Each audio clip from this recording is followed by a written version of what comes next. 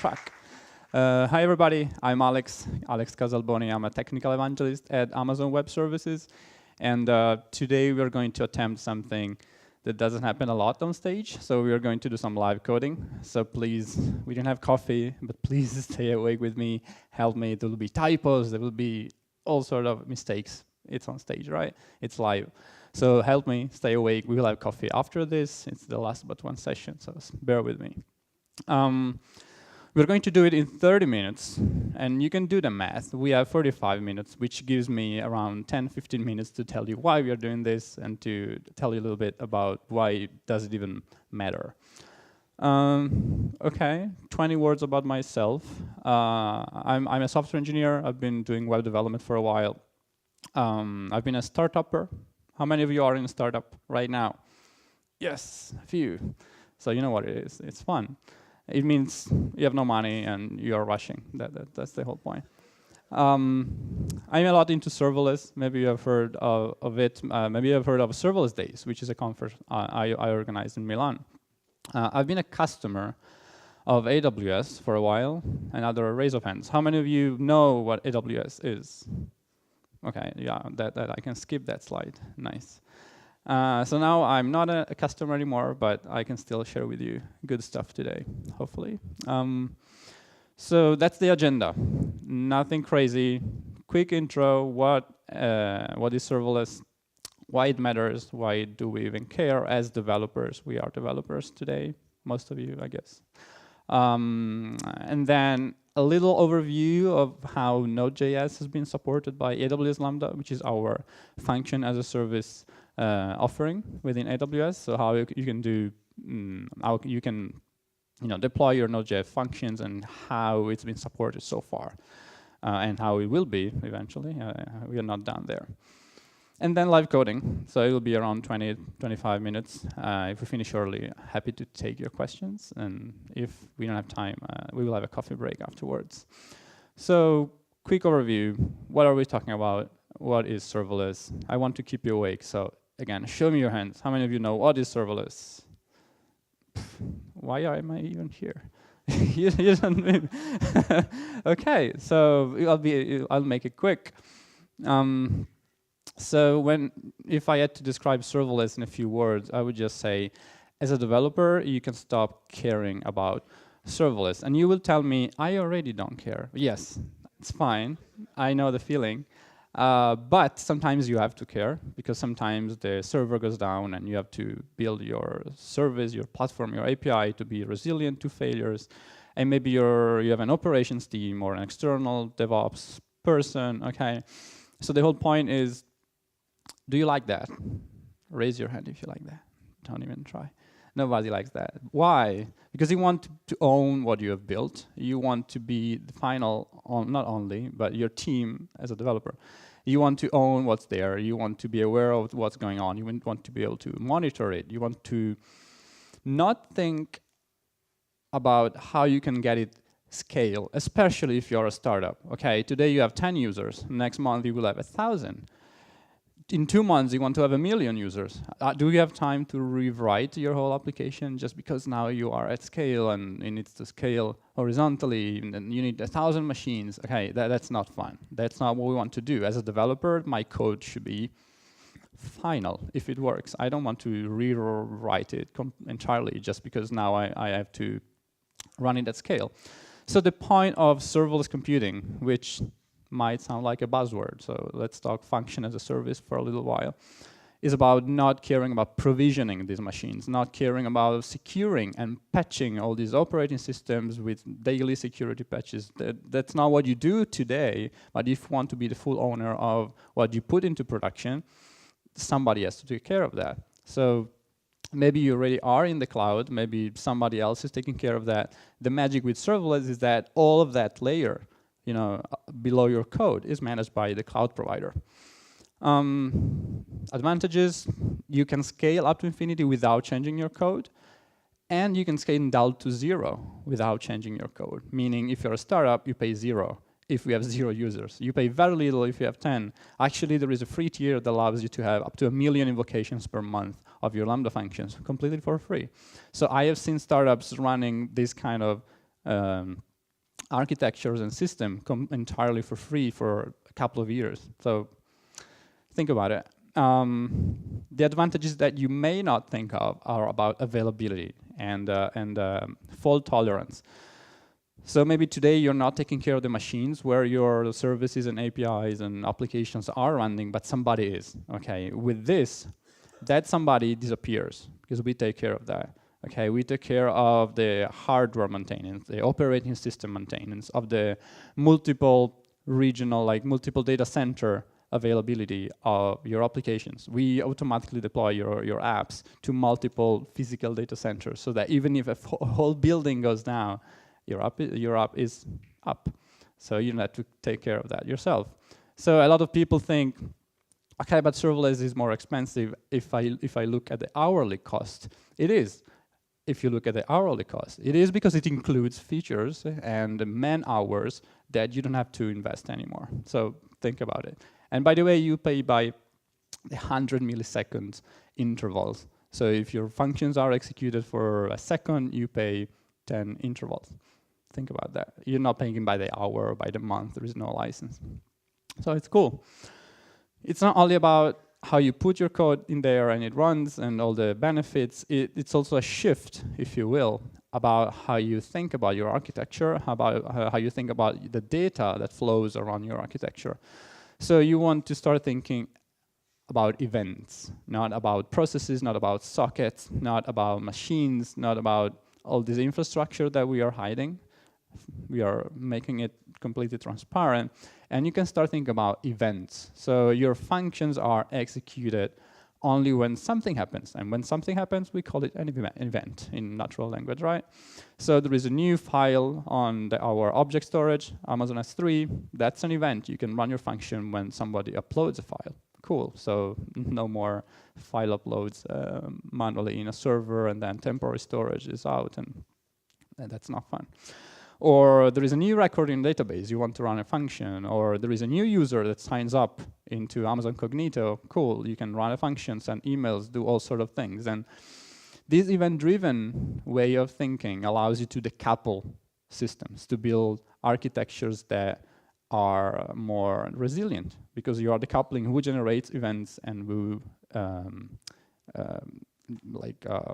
process and transforms and take care of those events.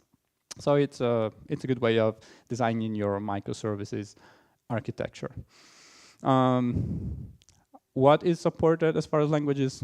A few. Today we are going to use Node. Guess what? But if you're not a Node developer, there are other options. And one of the benefits that some people don't think of is that your app, your architecture, you might even have like a polyglot or a multi-language kind of team. Maybe you are good at .NET or Python or Go. You're not forced to use the same language for your application, for every API or for every part of the system. So you might even think about that.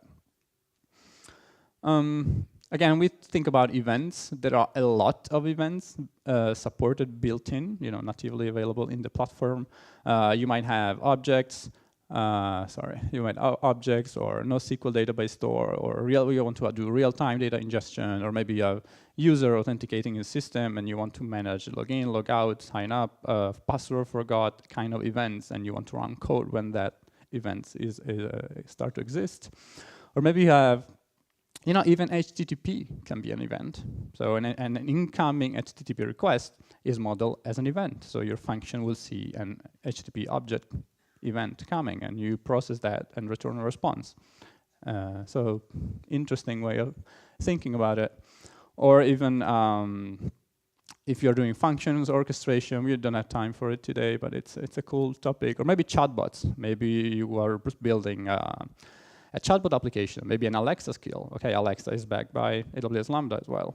There are all sort of events, message queues, email hooks, or pub/sub, kind of like SNS topics, for example. So that is what it looks like on AWS. Okay, a lot of different colors here. I know it's like a rainbow almost. A lot of options, a lot of built-in services. If it's not built-in, you can even define your own events through CloudWatch and just listen for it, emit and process events like that on the fly. What are the use cases? Well, today we're going to see web applications, but it's not just web, right? Again, you might have an IoT application, a mobile application, or a real-time kind of data processing, data ingestion application, maybe a chatbot, maybe a voice-enabled application that you want to use as a backend, or maybe you just need to do IT automation, stuff like cron jobs. Okay, why do you need a server 24/7 just doing nothing if you have a workshop to run every 6 hours? What about all the other 5 hours and 30 minutes? So you can even schedule functions to be executed once a day, once a week, once an hour, as much as you want. And you're not paying 24/7, you pay only when something happens. That's the power, so no servers, yeah. You may have noticed there is Alexa in Italian since a couple of weeks, and that is also backed by AWS Lambda.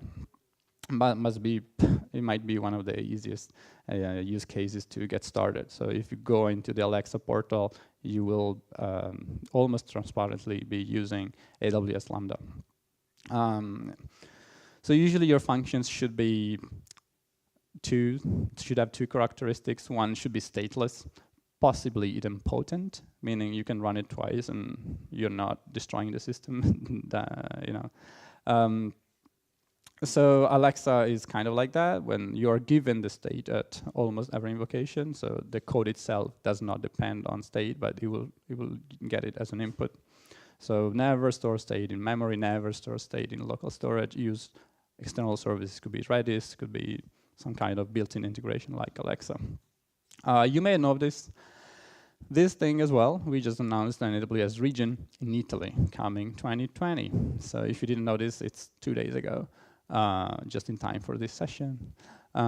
It's coming, it will be in Milan, and you will be able to run your servers or your serverless functions in Italy. It'll be fun, I'm waiting for it.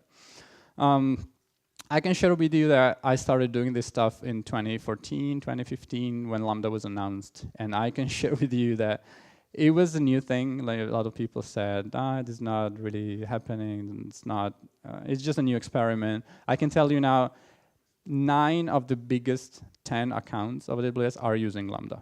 So it's not a new thing. It's like enterprise grade, like banks and financial institutions, all the enterprises are using this stuff because it's taking a lot of heavy lifting off their everyday duties. Maybe you know some of these companies like iRobot, all the Roombas, the little things that clean your house, that's powered by AWS Lambda, the backend.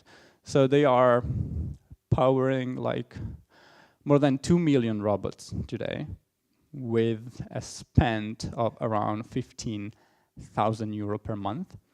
It's a lot, seems like a lot, right? Think about the scale, 2 million robots divided by 15,000 divided by 2 million, that's like half a cent per robot per month. Yeah, that's a good cost, I would say. And also, if you sell the robots for $300, you have enough cash flow to kind of afford it. But think about the scale, think about the cost. We're going to see a few other players and services and open source libraries. One of them is AWS SEM. It's not actually a library, it's a specification. It's an extension, let's say, of Amazon CloudFormation, which is how you define infrastructure as code within AWS. So you define your applications, your resources, your dependencies, and so on. And SEM, the serverless application model, and a Squirrel allows you to do it for serverless applications in a much more concise format. So what used to be like this to define a serverless application is now that. So just shrink it, and CloudFormation would take your simplified template and expand it to a lot of resources and stuff that you need. So we're going to actually write some of this.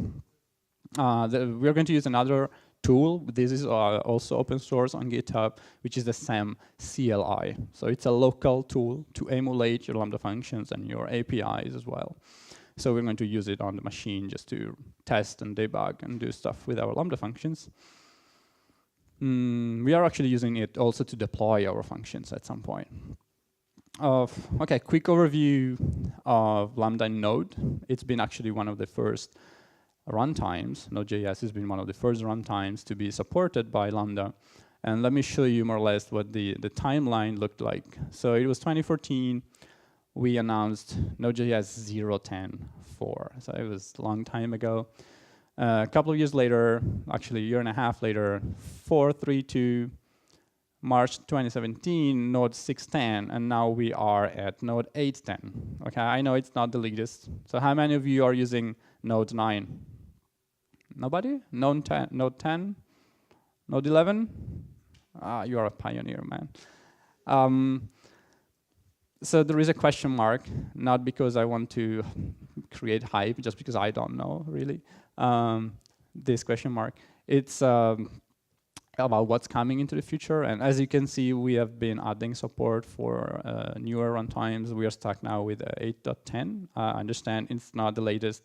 It's not even an LTS. I feel you. We know that. We are getting to a point where it doesn't matter. You take care of it. So wait for it. There is AWS reInvent in 2 weeks. So wait for it. I'm not saying anything here, but wait for it.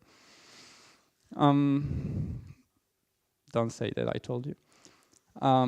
So let's go for it. Let's start porting our Node.js application to AWS Lambda. It's not going to be a huge application like 25 million endpoints and 3 databases. It's a simple use case. So bear with me. It'll be live coding, so I'll do typos again. Please raise your hand if you spot it. I want to be helped. There is a repo that I forked and that I want to show you right now, so I can show you what we are going to port and why it makes sense to port it. So this is the repo. It's actually forked from one of the AWS samples application, and it's an Express app. Okay, it's not the newest fancy kind of thing. It was an app, I'm kind of cheating, because it was an app designed for Elastic Beanstalk, which is a thing similar to Heroku, but AWS.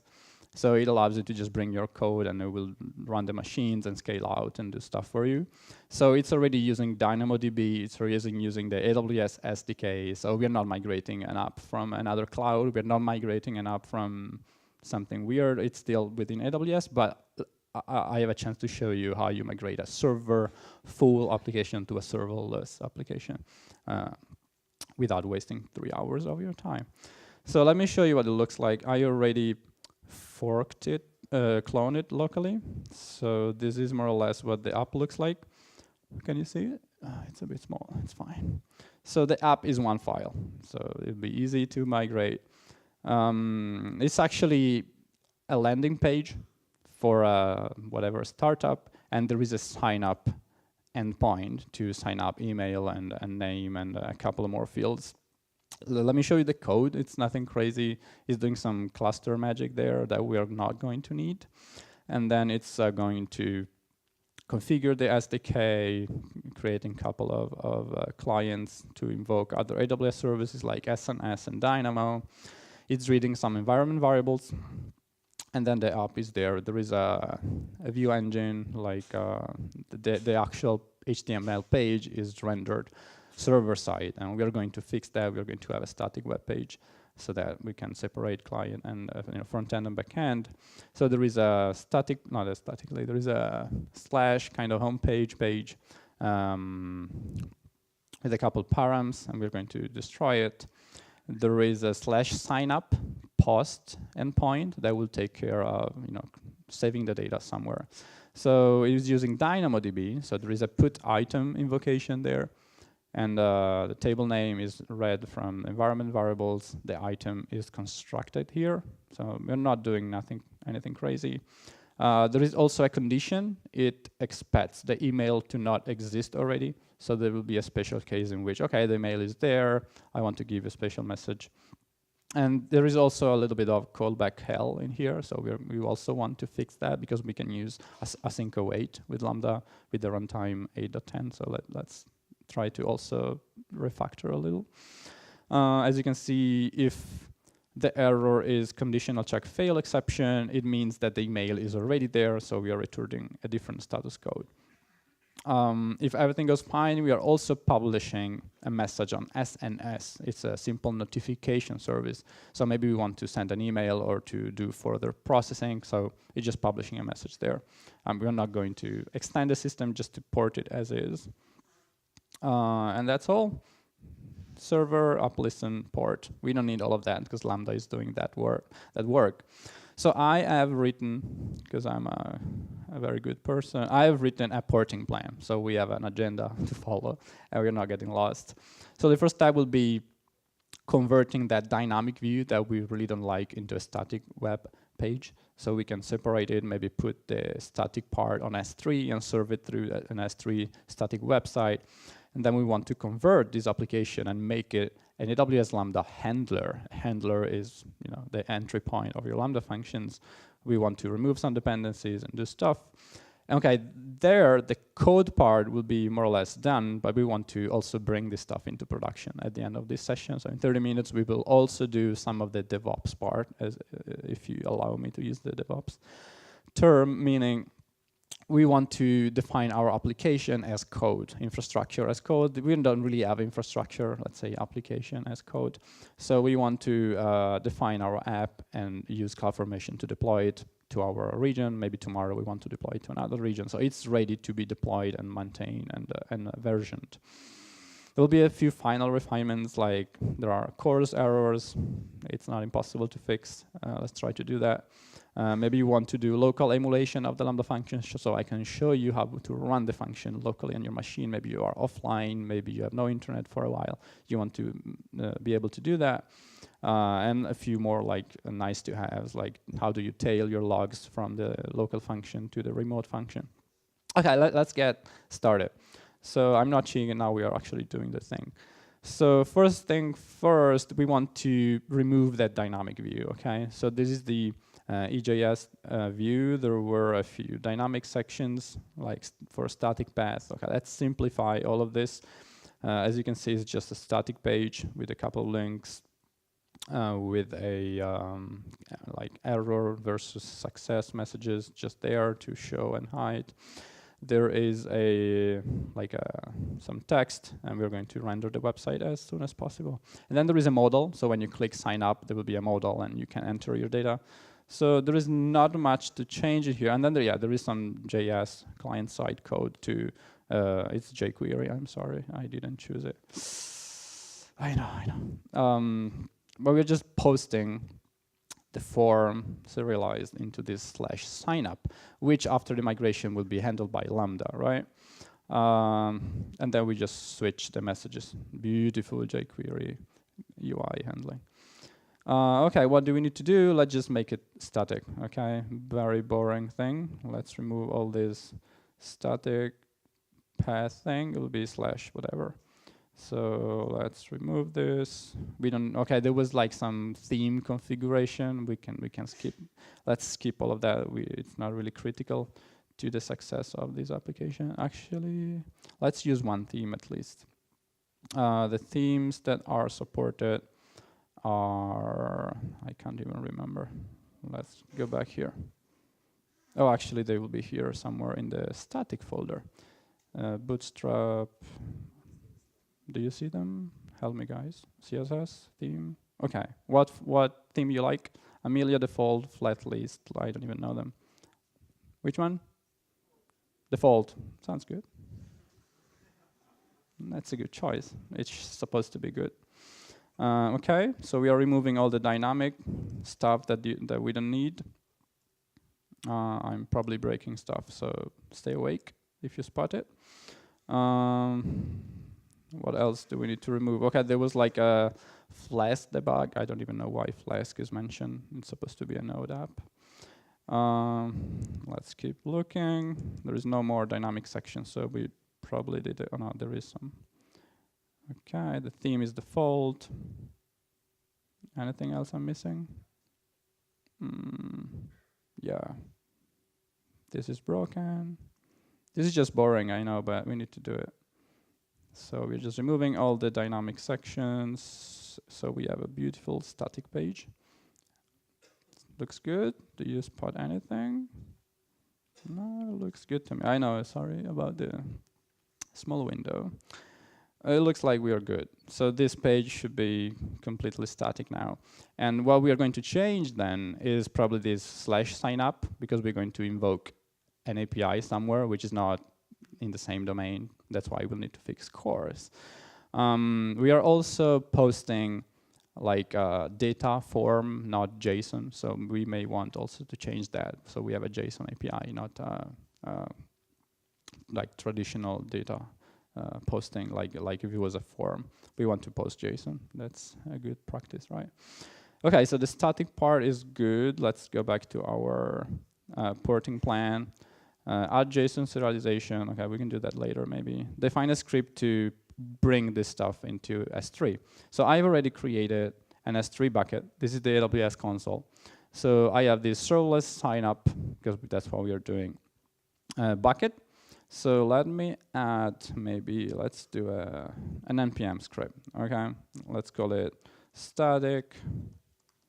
And we're going to do AWS S3 sync. Anybody remembers the syntax? I never do.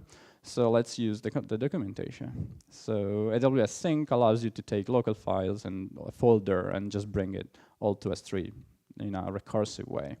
So what we want to do is to have a local path and an S3 URI path. So we want to have static, all the static folder, this stuff. Actually, we are doing something. We can do just a trick. Do you see anything? Yeah, clear. We can move our view file to our static folder, right? So now it's just a simple HTML file. That's what we want to do, static folder containing all the static assets. And then we define our S3 sync static all the way to S3. And my bucket is called serverless signup. So we just do serverless signup. That's it. But if I just do that, the file will be not publicly accessible. We want them to be publicly accessible. Nice, you are awake. Sign up. So we want to do something more. We want to make it publicly available, so we can set up some ACL. We had talked about ACL today. So let's check the documentation for ACL. If we say ACL public read, it's public readable. So let's add ACL public read. Done. Now, let's run it. npm run static. We have uploaded a few files to S3. Let's go to the console. Let's refresh. Done. Static website ported. Permissions, properties, properties. We want to enable static website hosting, and that's like a one click. Yes, default file is index. Default error file, let's say error. We don't have it, but whatever. Save. Okay, if I did it right, we are one click away from our website. Yay. Okay, this is our static website. Porting was easy, and we have this modal, name, email address, and a yes/no Boolean field. It doesn't work because we don't have a backend yet. So let's go to the second step of our plan. So convert the application to a Lambda handler. This is probably the fun part, right? Okay, so first things first, we don't need all this cluster stuff. It's just not needed. Lambda will take care of serving concurrent requests from concurrent actually machines or runtimes or whatever it is. You don't care. So let's just remove all this clustering stuff. Easy. Now, we had a lot of dependencies. We had express and body parser. All this stuff is useless now. Remove package. Remove, actually we only need the SDK. We don't even need the SDK because the SDK is already included in the Lambda environment. So let's leave it there for local development. It might become maybe a dev dependency. Okay, good enough. Cool. So back to the app. All of this is actually valid. We want to read the region from the the environment variables. We want to use SNS and Dynamo, so we initialize the clients. We read the DynamoDB table and the SNS topic name from the environment variables too. Okay, now this is useless. This is very useless. This is completely useless. Okay, this is fine. We need this.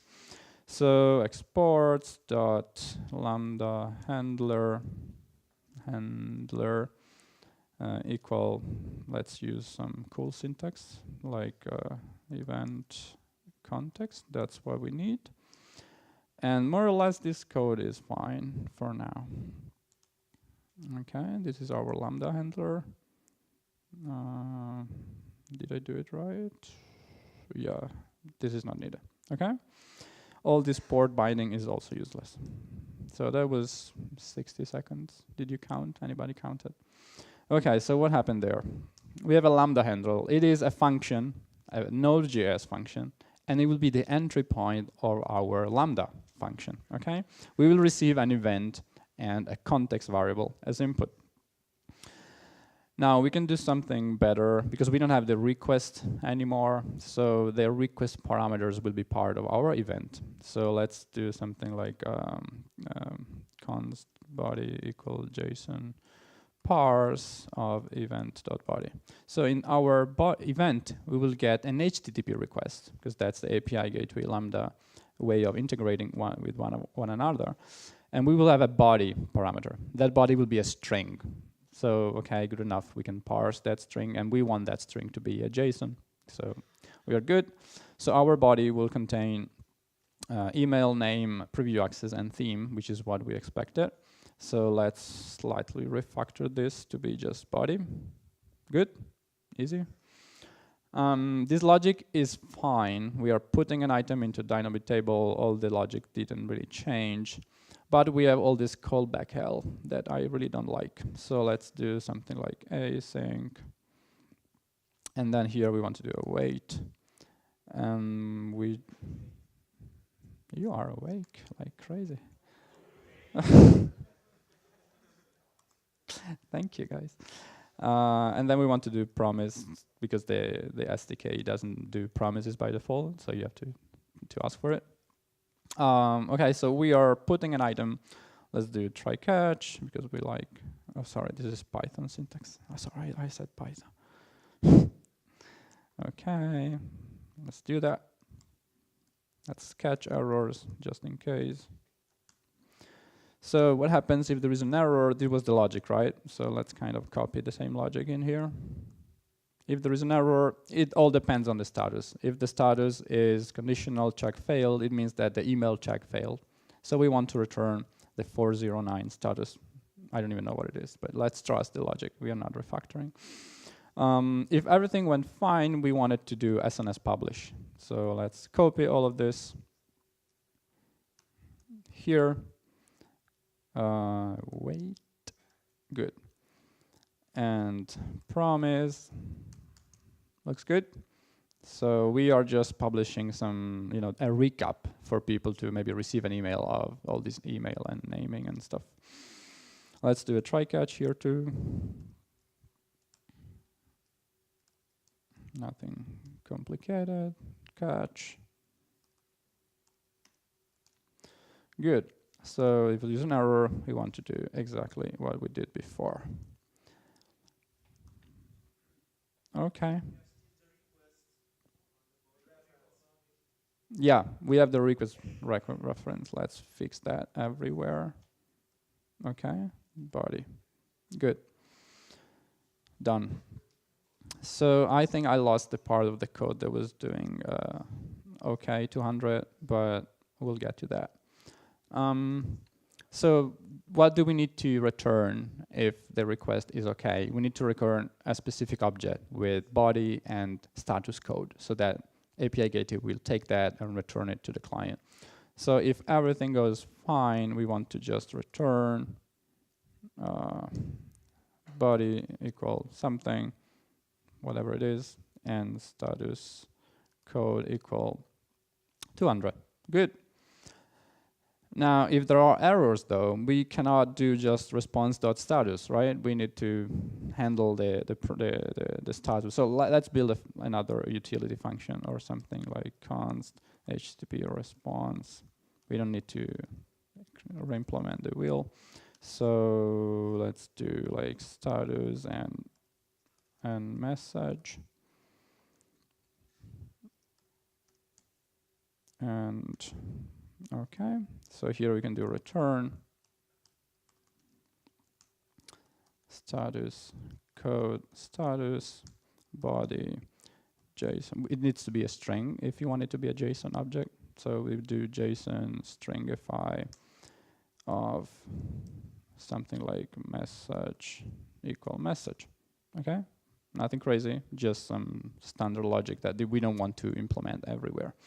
So maybe if there is an error here, we are going to do HTTP response.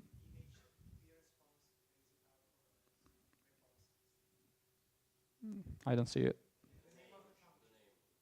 Oh, nice. You just saved me. Cool, thank you.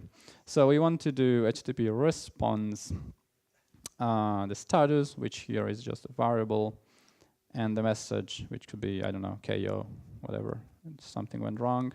We can leave all this logging, because when you do console.log or console.error, whatever console logging method, all those logs will be fetched by CloudWatch, so we can go and find those somewhere. They're not lost into your function. So we're good. Let's do the same here. So like 500 and 201. Actually, I don't know if we need this. Actually, if we are here, there is an error. So we can just do that. Okay, we don't need that. 201. And we can use the same logic at the end, right? Actually, we need to return stuff. And we need to return stuff. Right. You are so awake. I love that. And sorry, I didn't have coffee. Cool, and we will use the same in here. We want to do 200. Okay. Looks good? Good? I hope so. Do we need anything? Let me double check. SNS publish. Then be put item. We have .promise everywhere. We are logging stuff. Let's do some more logging because we will have bugs. So I want to debug it. So we can do stuff like event. You can just log everything in there. And body. Logging is almost free, so let's log something. Okay, to me it looks fine. So we have our code ready to be executed somewhere, but we want to do things properly. So now actually let's go back to the migration plan. Remove dependencies from package, we already did that. Almost no dependency. Let's rename this to AWS Lambda sample app, whatever. Okay. Point 2 is done. Point 1 is almost done. We needed to do that JSON serialization thing.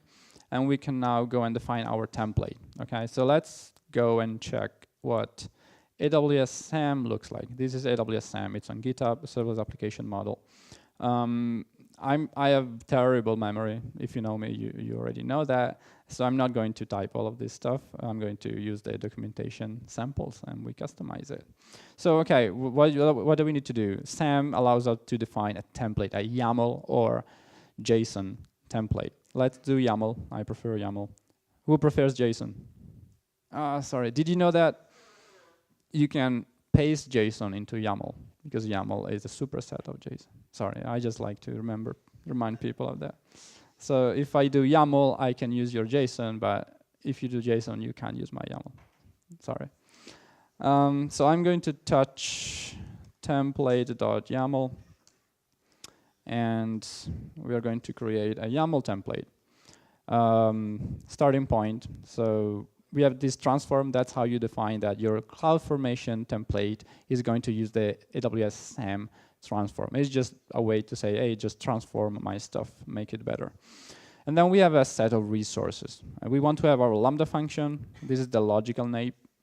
Let's call it sign up function. It will be, the type will be AWS serverless function.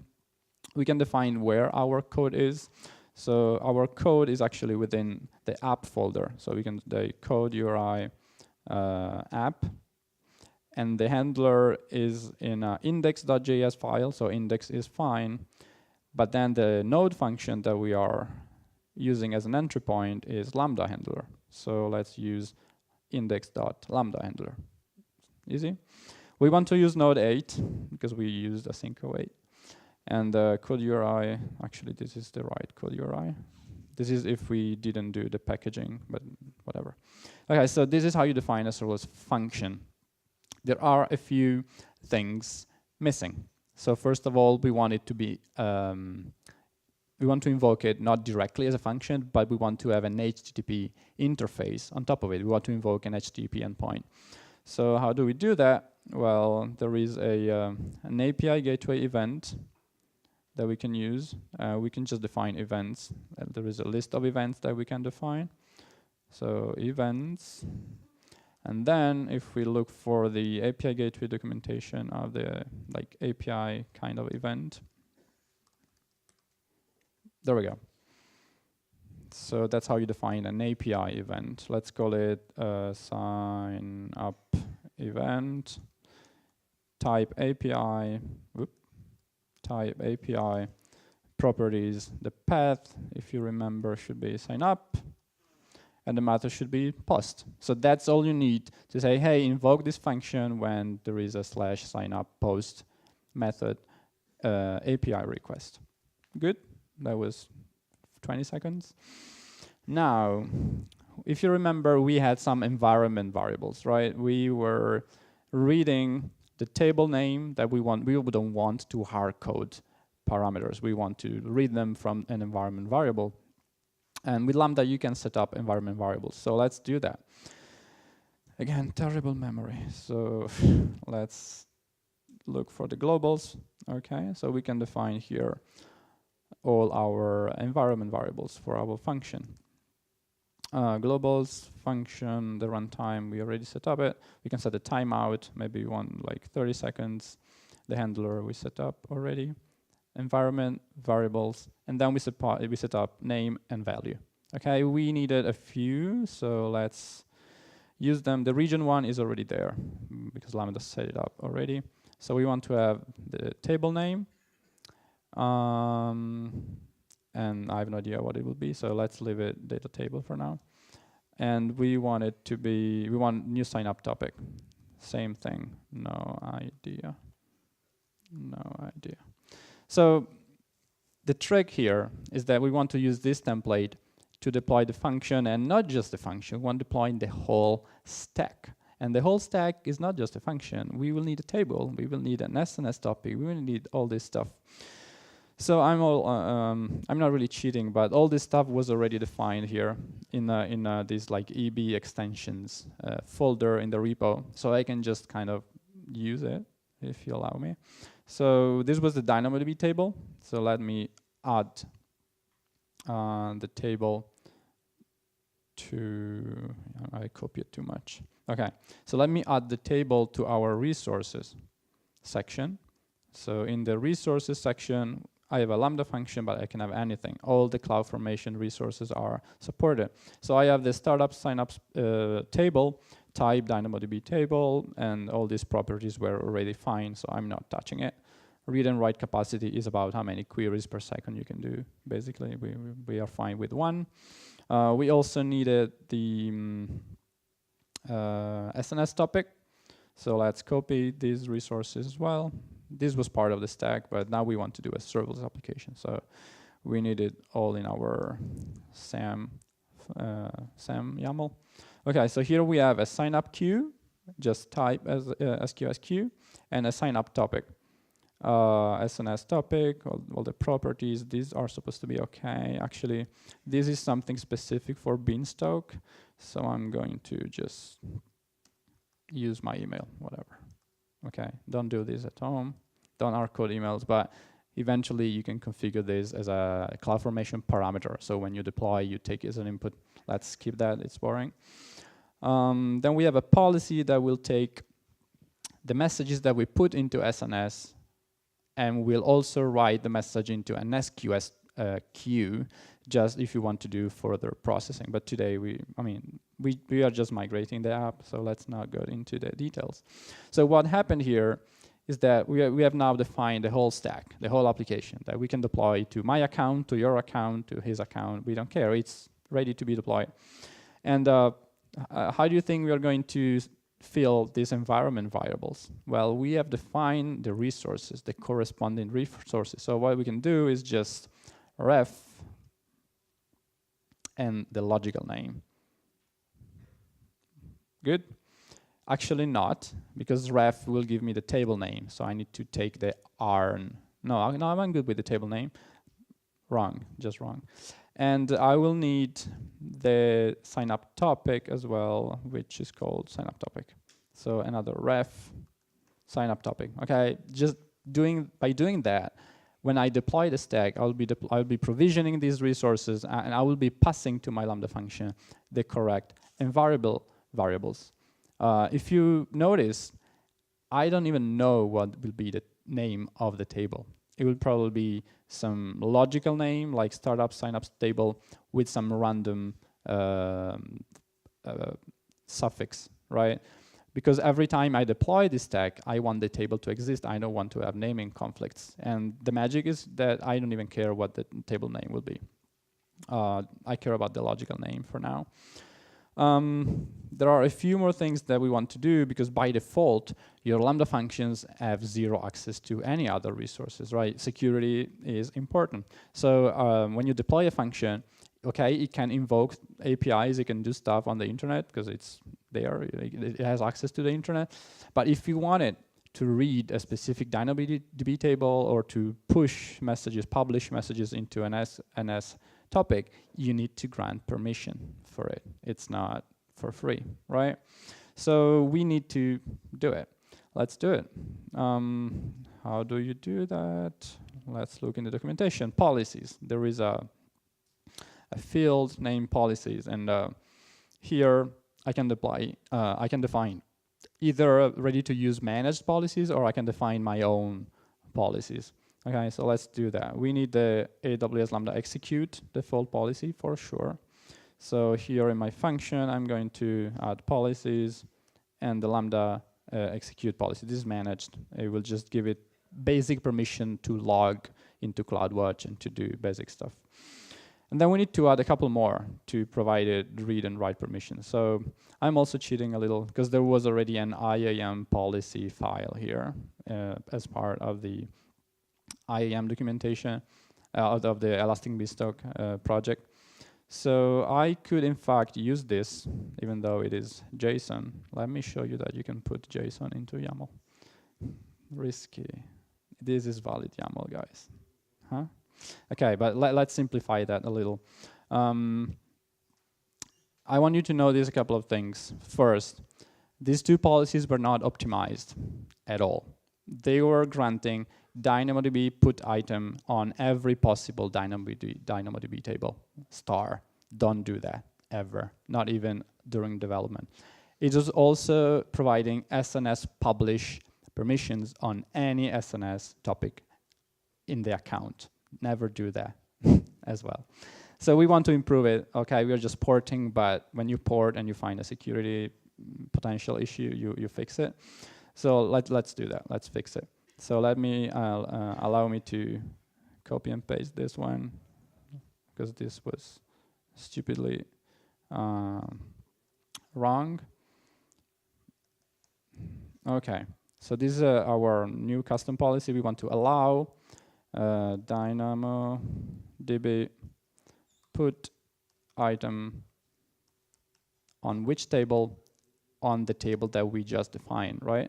So we can do something similar to this. We can just reference it.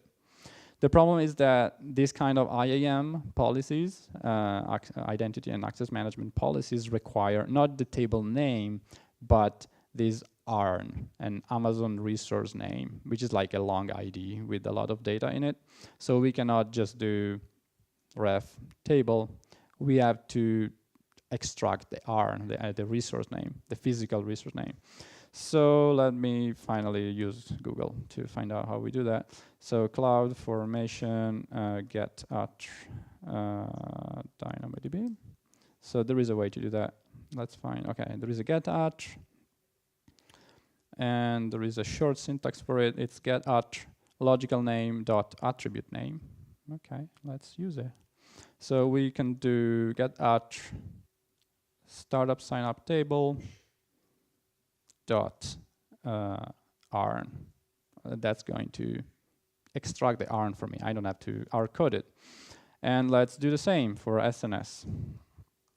We want to allow SNS dot publish.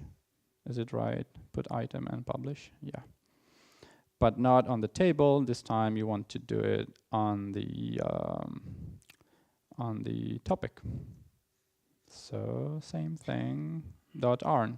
We are getting the topic ARN here. Good. So now we have a function with its HTTP event, with its permission policy that can do only what it's supposed to do. It cannot write on S3. It cannot read the wrong table. It can only do what we want it to do. We have all the resources ready to use there.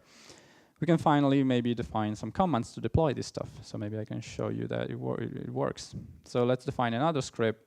Let's call it SAM package. There are actually two steps when you deploy with SAM. A package step that takes your code, bundles it into a zip file, uploads it on S3, and produces a packaged template. Takes your template, produce a new template with all the references to S3.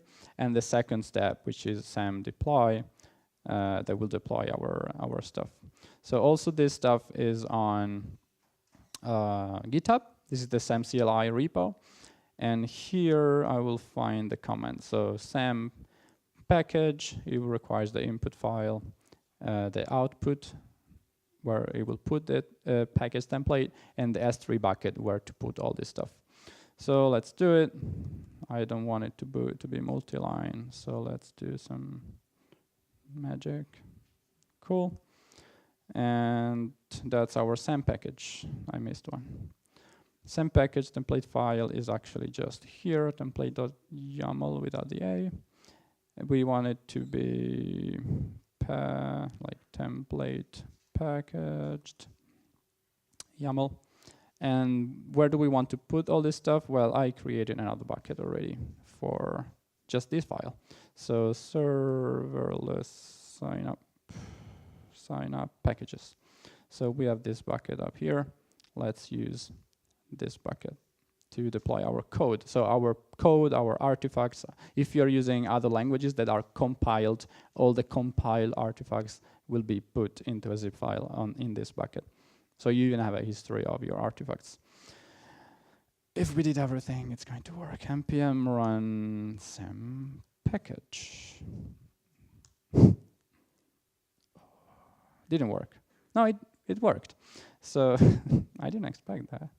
So we have already a lot because I've used it for a while. And SAM is telling us, SAM is telling us that in order to deploy, I can now use this other command. So let's do that. SAM deploy. I can actually use SAM. SAM is just an alias for AWS CloudFormation, if you didn't notice. So I can just do AWS CloudFormation deploy or SAM CloudFormation, SAM deploy. The template file will be in, let's do a local folder. And the stack name, let's call it nodejs Conf Italy demo. Okay. We need a little bit more help in here because we are also creating some IAM roles. And CloudFormation, when you try to create new roles, requires you to explicitly say, hey, I'm fine. I know that I'm creating some new roles that didn't exist before, and it wants to know. So we need to provide this IAM capability. So just another parameter. So we say, okay, I'm okay. You can use IAM. You have the permissions to create new security policies. And again, if we did everything fine, npm run sam deploy. This takes more than 2 seconds. I'm sorry. But it shouldn't take that long. So what happens here is that it crashed. Yes. Start will fail, reason to plate error, resource news, no, does not support attribute type R. Right. I think the topic requires, but we want to put the R. I think we need to dynamically build that. So, okay, now I'm going to cheat for real because I already did this, the porting. There is actually a pull request on GitHub that you can check. So this is the pull request already open if you want to check it. So let's go and cheat and see how we did it. Sorry about that, but I don't want to waste too much of your time. So this is the template that's supposed to be perfect. We are not getting to that level in a live coding session. But so the ref are fine. The get out for Dynamo is fine. Okay, it looks like, yeah. So when you do ref for a topic, you get the ARN. I know consistency is important, but sorry. So we don't need to do this get out. We can just ref. Okay, that would be the ARN already. Let's see if we are more lucky now. Okay, so what's happening right now is that we are creating a CloudFormation stack. Okay, a stack is just a bundle of all of your resources. This is probably going to fail because now I have a stack in failing process, so I need to delete it. This is, you know, real world stuff that you need to do. So, oh, I didn't package. That was right. I need to package again. But I think I also need to completely destroy the stack before I redeploy. No, let's try to deploy, whatever. So once you have your stack there, you can go and check the information, all the events that have been happening so far, all the resources that have been provisioned. If you specify outputs like the final URL, you can read all the outputs in here.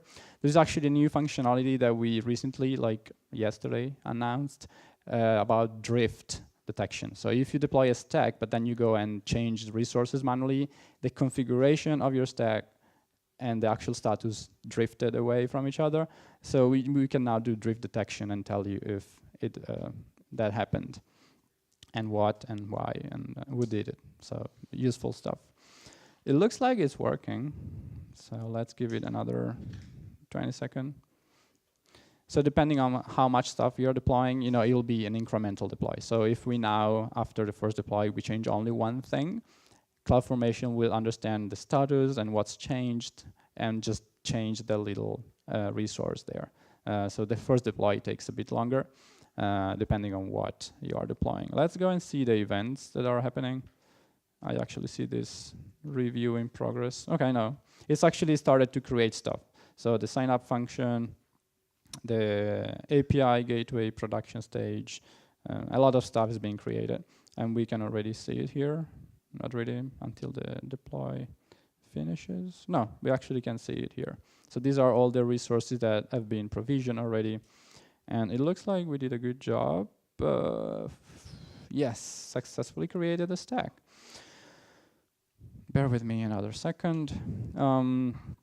We didn't define any output in our template. So if now I want to know what's the HTTP endpoint that we can invoke, I need to go on API gateway. Are we running out of time? Probably. So we'll get there eventually. So this is the this is the API. So here you see the resources that we define, a sign up with the post method, and there is also a stage called prod for production, and this is the URL that we can use.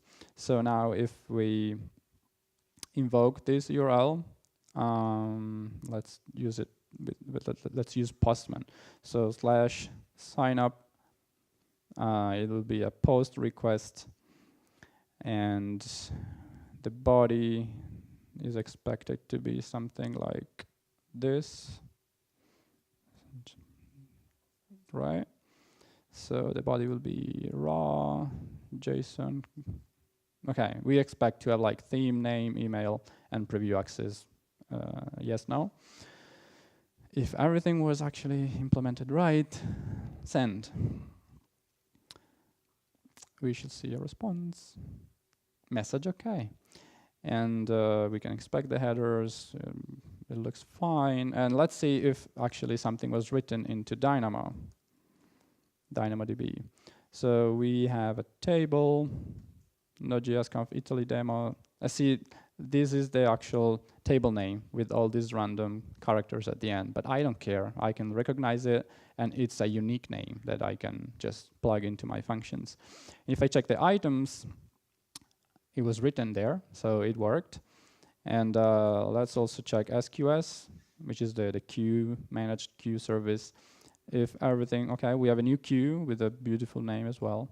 And if we view messages, start polling, we also have a message. So the whole thing went smoothly to Dynamo and to SQS.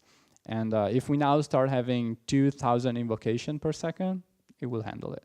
No DevOps, no infrastructure, no multiple servers to maintain or patch. So the ultimate step will be to integrate this API with our front end, which, as you remember, was pretty simple. So all I would need to do would be to kind of change this /signup with the prefix /signup, and it will kind of work. We will need to do some JSON serialization magic, but it's too easy and it's not Node, so let's not do that, and let's not waste your time. So we kind of did it. I really wanted to show you the actual sign up. Okay, it works, but we are a bit out of time, and I'd rather take your questions instead of doing some jQuery programming. So thank you. We did it.